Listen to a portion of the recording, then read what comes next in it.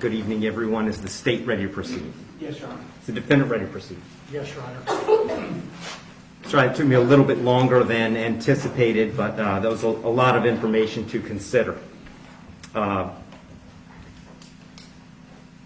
me just start by saying that, as multiple people have observed, that this is a particularly difficult case because there's really nothing that the court can do that's capable of fixing the harm that has been caused to the victims in this case. So that being said, I've got to start with the law. I'm bound by the law, and the law gives me a guideline for how to analyze an appropriate sentence in this case. So I want to start with the Camacho case. It's really the first thing I need to address is whether or not the court's going to depart from the minimum in this case, which is 222 months or approximately 18 and a half years in the Florida State Prison as a minimum. The Camacho case, as Mr. Fitzgibbons pointed out and argued, lays out really a three-factor test. Is there a valid legal basis for departure? Is there competent substantial evidence that the facts support an application? Or do the facts apply to the departure basis that is being asserted? To both of those questions, I answer those yes. There is a valid legal basis for departure, and there is competent substantial evidence that would support a departure. And really, I'd find that as to all of the departure bases argued, with the exception of the disparity argument. I'll just comment on that one for a moment. The defendant has argued that an available basis for departure is the disparity between the guidelines and the sentence that Mr. Barano got. I don't agree with that. I agree that disparity could potentially be an available legal basis for departure. But in this case, I don't think it applies because I do think that there are important substantive differences between the facts as applied to Mr. Barano and the facts as applied to Mr. Herron. The state's put those on the record. I won't elaborate on it too much other than to say I think that the difference, the age of majority for Mr. Herron is one of those. But mostly I just think that the facts are different as between those two defendants.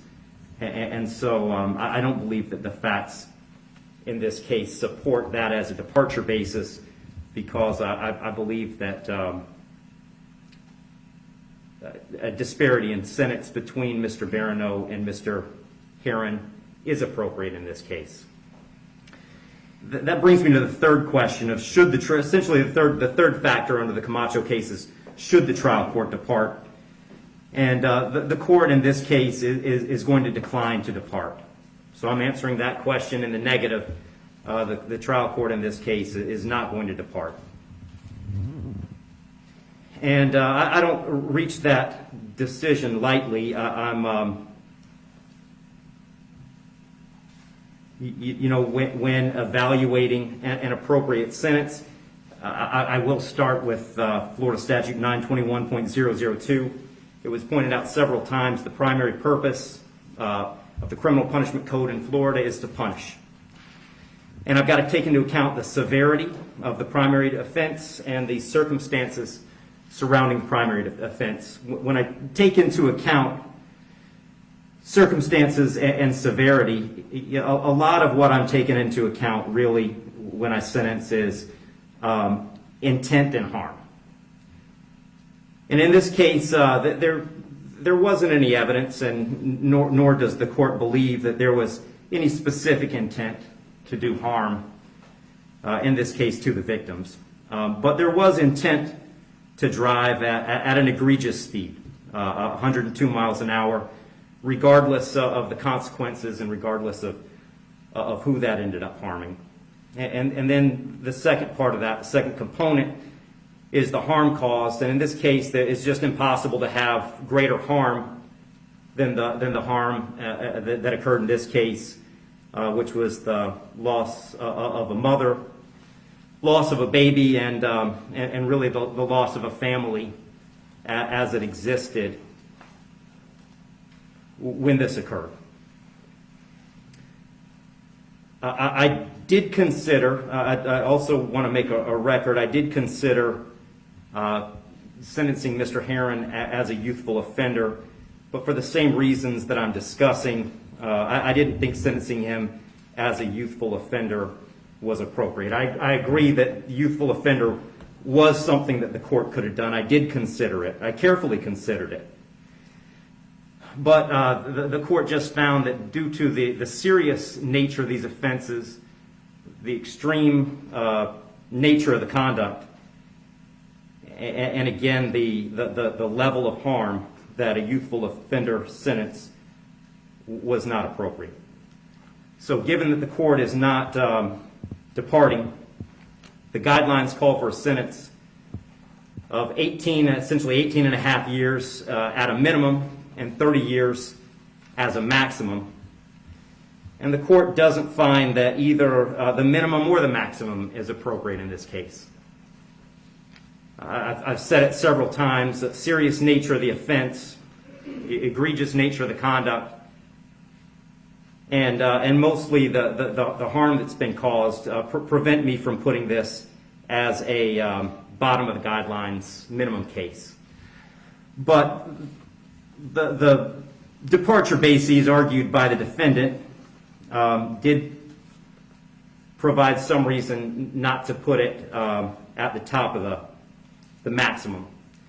And specifically, the court did take into account that the defendant's 18, certainly responsible for his actions, and he's being held accountable for his actions.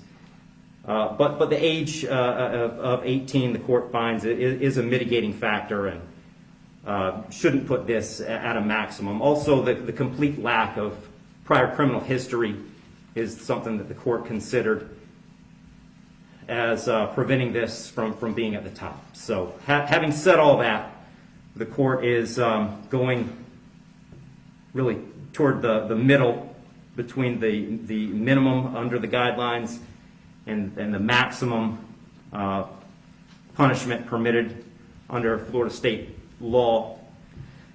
So on count one, vehicular homicide, the court's going to adjudicate the defendant guilty, sentence him to 9 years in the Florida State Prison. On count two, same charge, court will adjudicate the defendant guilty, sentence him to 15 years Florida State Prison, and that'll run consecutive to count one for a total 24 years Florida State Prison. Count three is a misdemeanor, unlawful racing on a highway, so the court will adjudicate the defendant guilty, sentence him to time served. Give credit for time served, I believe, 2 days. Court will impose mandatory court costs. Mr. Heron, you have given up the right to appeal the determination of your guilt or innocence. You do have 30 days to appeal the sentence of the court. And I'll direct the bailiffs to take Mr. Heron into custody.